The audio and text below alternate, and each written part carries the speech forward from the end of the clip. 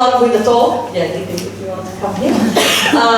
We want to say that there is a small trigger warning for this, which is sexual harassment. So if you feel triggered by this, we want to let you know. An applause to Dieke.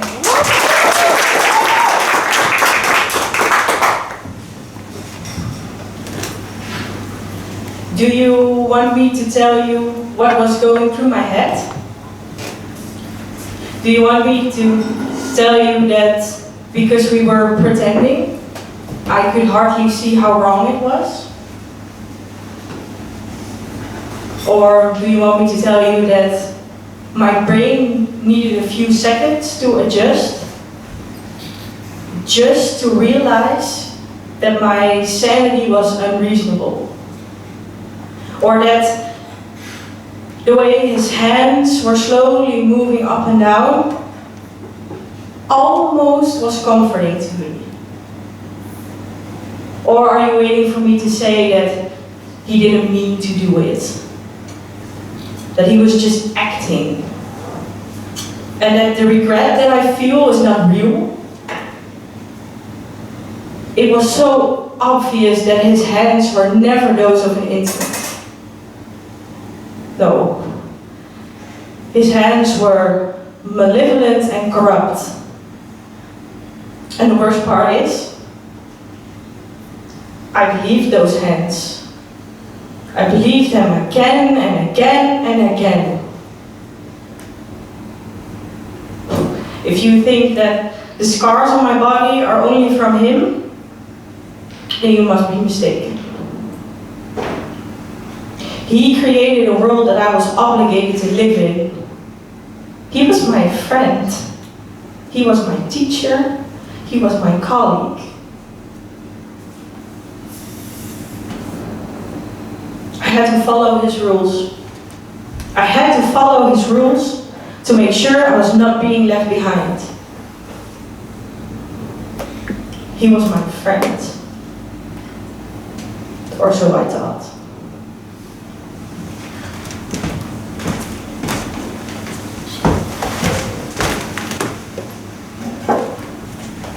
What you just listened to is unfortunately still something that is a daily occurrence for performance in the Netherlands.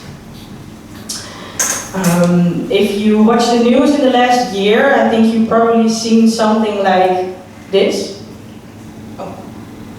Something like this. And if you haven't seen something like this in the news, you probably know about the hashtag movement #MeToo. So I concluded from this that sexual harassment within theater is not a surprise anymore. But what is still a surprise for me is that with all these headlines and the hashtag #MeToo movement, still nothing has changed. For me, theater always has been a big part of my life, and that's also the reason why I decided to do my personal expedition about it. And during my personal expedition, I found a lot of things that really made me mad and sad. And the one thing that triggered me the most was that, like I said, it's happening all over the place and it's not getting the attention that it needs.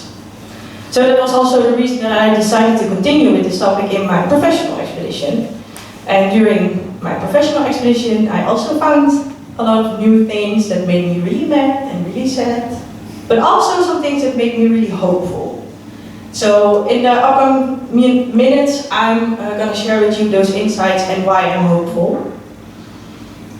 Okay, let's start off with the beginning. Sexual harassment is still going on a lot in the performance world in the Netherlands.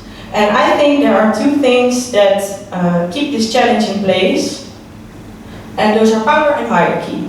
And I will explain a little bit why. Within theater, you have someone who makes all the decisions, called a director, and those decisions influence all the people involved within the process. And if we look at the definition of power, it is the capacity or ability to direct or influence the behavior of others or the course of events. which is if you give someone the ability to make all the decisions about a whole group of people, then you give them power. And with power, I think automatically comes also hierarchy.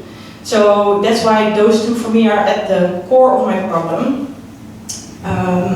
Because a lot of people who have this power are misusing it right now, just like you saw with the headlines. And that's for me why those two are at the core of my challenge. And when I realized this, I thought, okay, this part right here with the power and the hierarchy is where I think something needs to change.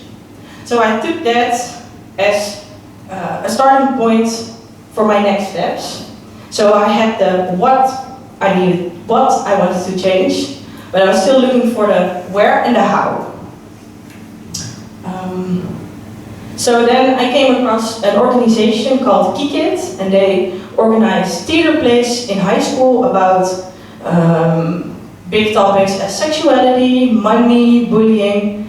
I went to one of their plays, I talked to them afterwards, and they actually inspired me really, because they showed me how important it is to teach kids, teach students about what they think, about their boundaries, how to deal with different things.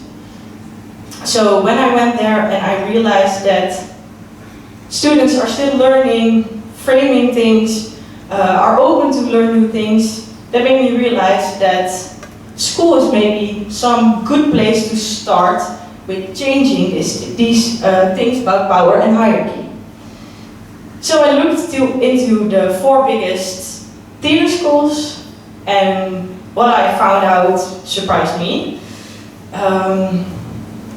I looked into what they are doing to prevent this kind of behavior, because it's not only happening within the field, it's also happening within schools. So I dove a little bit in there, and I found out that 2 of the biggest theater schools in the Netherlands don't have anything in place about sexual harassment, no education, no code of conduct.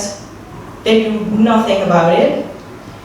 And if they do something about it, it's not known under the students or the staff, because I also sent out a Google form to see, hey, the students at these schools, what do they know about this within their schools? And also those results really surprised me, as from the 15 people that filled in the form, none of them knew within their schools where to go if something like sexual harassment happened, or they don't get any education at all about it. So that for me was again another realization. Okay, so at the start, at schools where students are still learning, still developing, they don't get a good example of how to behave or how to prevent this kind of behavior. So that made me realize that's where I think that we should intervene within this problem. So now I have the what and the where, and I was still looking for the how. And then I came across something called performance activism.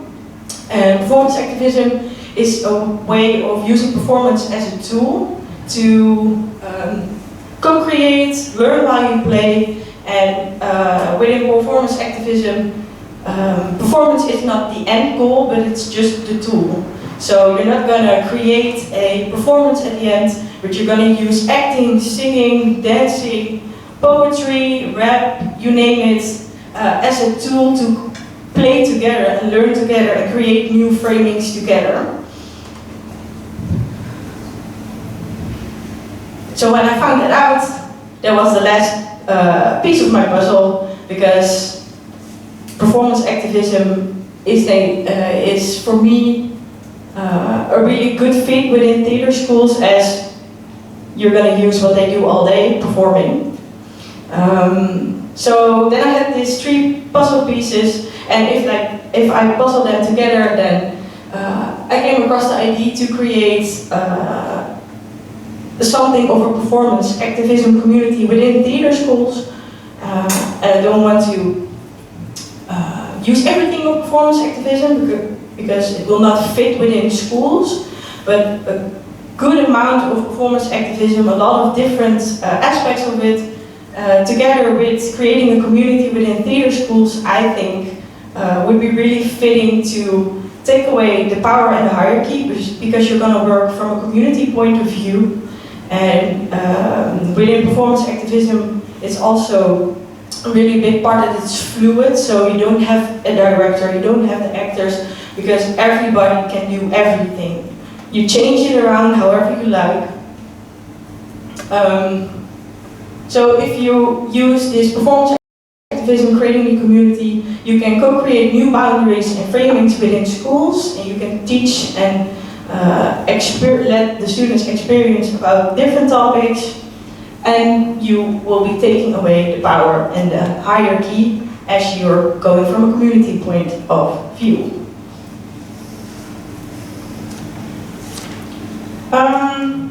Looking back at the 16 weeks of research I did for my professional expedition, I had all of these insights.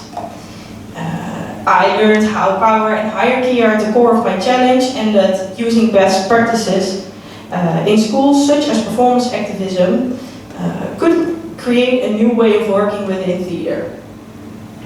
Coming up with these new ideas on how to change the theater world, and actually seeing that there are opportunities to change, made me really hopeful. Where I left my personal expedition off with a feeling of defeat, I now feel hopeful to take action on the topic of sexual harassment within theater.